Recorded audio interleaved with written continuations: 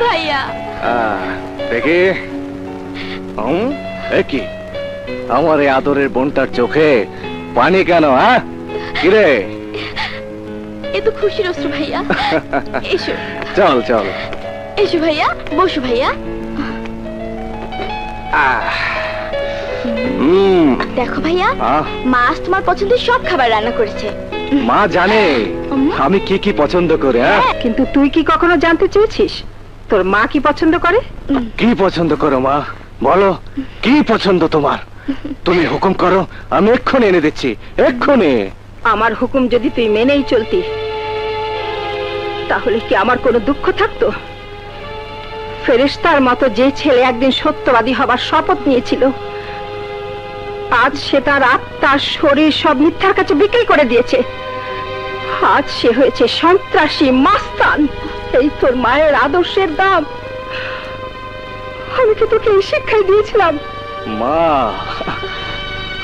মা তোমার মতো শিক্ষিকার উপর সেদিন ওরা হামলা করেছিল, তখন কোথায় ছিল ওদের আদর্শ? সেদিন এক অসহায় মায়ের গায়ে ওরা হাত তুলেছিল, সেদিন কোথায় ছিল সততা? ছিল? ছিল না। কেন ছিল না জানো? আমি বলছি, সেদিন আমরা দুর্বল ছিলাম তাই। হ্যাঁ মা, এই সমাজে বেঁচে থাকতে হলে শক্তি দরকার, দরকার ক্ষমতা, হ্যাঁ দরকার টাকা। আজ আমার সব আছে, সব আছে। আছে কোনো লোক যে যে আমার বাবার নাম ধরে গাল দেবে? হ্যাঁ, আছে কোনো হারামজাদা যে আমার মা, আমার বোন, আমার বোনের গায়ে হাত দেবে? হ্যাঁ, না মা না, আজ কারো ওই সাহস হবে না। কারণ তাহলে আমি তার হাত কেটে ফেলবো, গুলি করে আমি তার বুক ছাঁচড়া করে দেব। হ্যাঁ শুনেছি মানুষ একসময় পশু ছিল, একে অপরকে খুন করত। কোটি কোটি বছর লেগেছে সেই পশুদের মানুষ হতে, কিন্তু তুই মানুষ থেকে সেই হিংস্র পশু হতে তোর তো এতটুকু সময় লাগলো না। ব্যাস ব্যাস, হয়ে গেছে খাওয়া। আজ মায়ের ঘরে এত খাবার খেয়েছি, 4-5 মাস আমার আর খাওয়া লাগবে না। ভাইয়া খেয়ে যাও, ভাইয়া খাবার রেখে যেও না। ভাইয়া ভাইয়া ভাইয়া যেও না, ভাইয়া এভাবে না খেয়ে তুমি যেও না। আমি খাবো না। ভাইয়া যেও না, ভাইয়া মা না বুঝে তোমাকে কষ্ট দিয়েছে। না, মা বুঝে শুনে আমাকে আঘাত করে, জেনে শুনে আঘাত করে আমাকে। জানি মার কথা আমার বুকে বুলেটের মতো আঘাত করে, এই বুকে বুলেটের মতো আঘাত করে।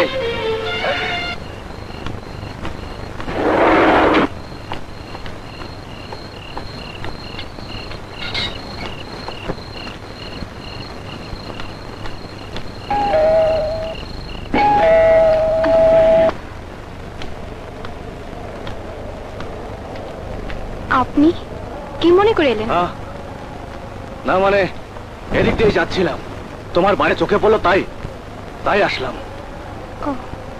ঘরে খাবার কিছু আছে? হ্যাঁ আপনি বসুন, আমি নিয়ে আসছি।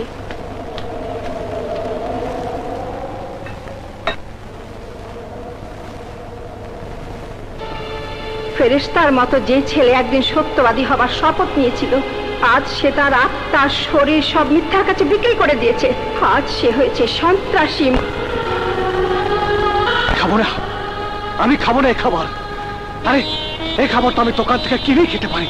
হ্যাঁ, কে কে পারি না? হ্যাঁ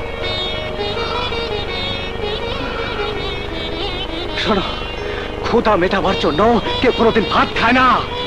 ভাত খেলে আরো ক্ষুধা বাড়ে। হ্যাঁ, যে খাবারের মধ্যে প্রেম থাকে না, ভালোবাসা থাকে না, সে খাবার খেয়ে ক্ষুধা মেটে না। বহুদিন পর মায়ের ঘরে গিয়েছিলাম খাবার খেতে, বহুদিন পর। মায়ের হাতের খাবার আমার খুব পছন্দ, কিন্তু কিন্তু খেতে পারিনি। খাবার ছেড়ে চলে এসেছি। জানো জানো কেন? কারণ মা বলে আমি যা করি সব নাকি অন্যায় করি। তুমি বলো কেন করবো না অন্যায়? হ্যাঁ, কেন? আমার সাথে বা কি ন্যায় করা হয়েছে? কি ন্যায় করা হয়েছে আমার সাথে? হ্যাঁ, এতটুকু ছিলাম আমি। আমার চোখের সামনে আমি আমার বাবাকে মরতে দেখছি। আমার চোখের সামনে সারা গ্রামবাসী অপমান করে আমার মাকে গ্রাম থেকে তাড়িয়ে দিয়েছে। আমি কিছুই করতে পারিনি। অসহায়ের মতো শুধু চোখের পানি ফেলেছি।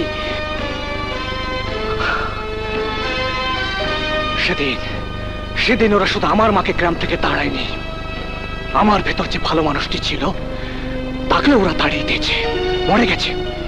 মরে গেছে মা, সে ভালো ছেলে আলী। ওর দাফন হয়ে গেছে। যতই খোঁজো না কেন পাবে না। আর কোনোদিন সেই ছেলেকে কেউ খুঁজে পাবে না।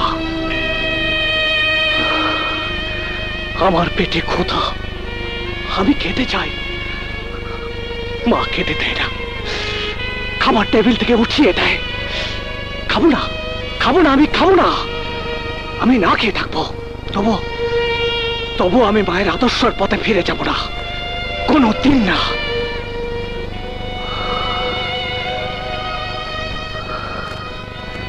তোমাকে এসব কথা কেন বলছি জানো? হ্যাঁ, জানো না? আমি বলছি শোনো।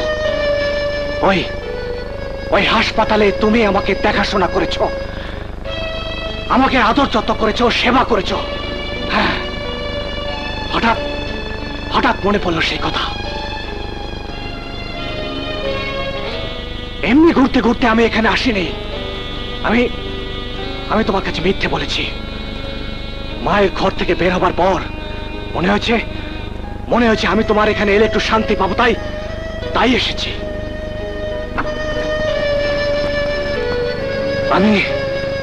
আমি ক্লান্ত। আমি বোঝাতে পারবো না। মার কথাই ভাইয়া শুনে না, আর আমার কথা সারা জীবন ভাইয়া নিজে যা ভালো মনে করে তাই করে। তোমরা পুরুষ, তোমরা কি মেয়েদের কথা শোনো? আমি কিন্তু তোমার কথা শোনার জন্য সেই কবে থেকে অপেক্ষায় আছি। কি কথা? মনের কথা।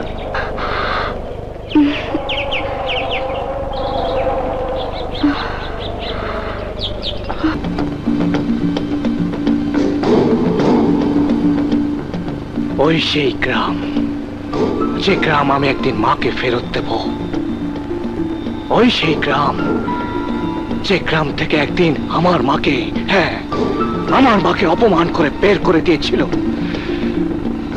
সেদিন আমি ছোট ছিলাম, আমি কোনো প্রতিবাদ করতে পারিনি।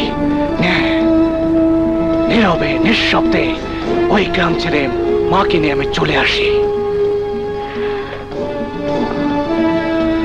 জানো মাধবী, সেদিনে আমি আমার মাকে কথা দিয়েছিলাম, একদিন সসম্মানে ওই গ্রামে আমি আমার মাকে আবার ফিরিয়ে নিয়ে যাব। কে তুই বাবা? অনেক আগে একজনের মুখে এই কথা শুনেছিলাম। তুমি কি সেই বাবা? হ্যাঁ চাচা, আমি সেই ছোট্ট আলী। হ্যাঁ, আজ বড় হয়ে তোমার সামনে দাঁড়িয়ে। হ্যাঁ, দেখো, ভালো করে দেখো, আমি সে ছোট্ট আলী। হ্যাঁ, আমি জানতাম তুমি একদিন আসবেই। ওই নির্বোধ গ্রামবাসীরা, দেখ, যার মাকে অপমান করে গ্রাম থেকে তাড়িয়ে দিয়েছিলি, সেই আলী এসে গেছে। তোদের অপমানের প্রতিশোধ নিতে এসে গেছে।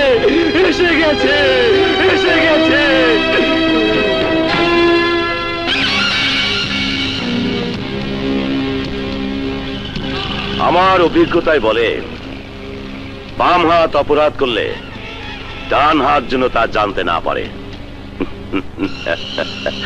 তোমার মতো দুর্বল মানুষের বন্ধুত্ব আমার মতো শক্তিশালী মানুষকে দুর্বল করে দেয়। এই জন্যই আমি সারা জীবন ক্ষমতাবান মানুষদের সঙ্গে হাত মিলিয়ে থাকি এবং বন্ধুত্ব করে থাকি। তুমি বোধহয় জানো না, এ সময়ে শক্তিশালী পুরুষ আলী আকবর আসছে আমার সাথে হাত মেলাতে। তার মানে আমাকে বাদ দিয়ে আমার দুশ্মন আলীর সাথে আপনি ব্যবসা করবেন? হ্যাঁ, তুমি যদি পারো আমার সাথে হাত মিলানোর আগেই তুমি ওকে দুনিয়া থেকে মিলিয়ে দাও।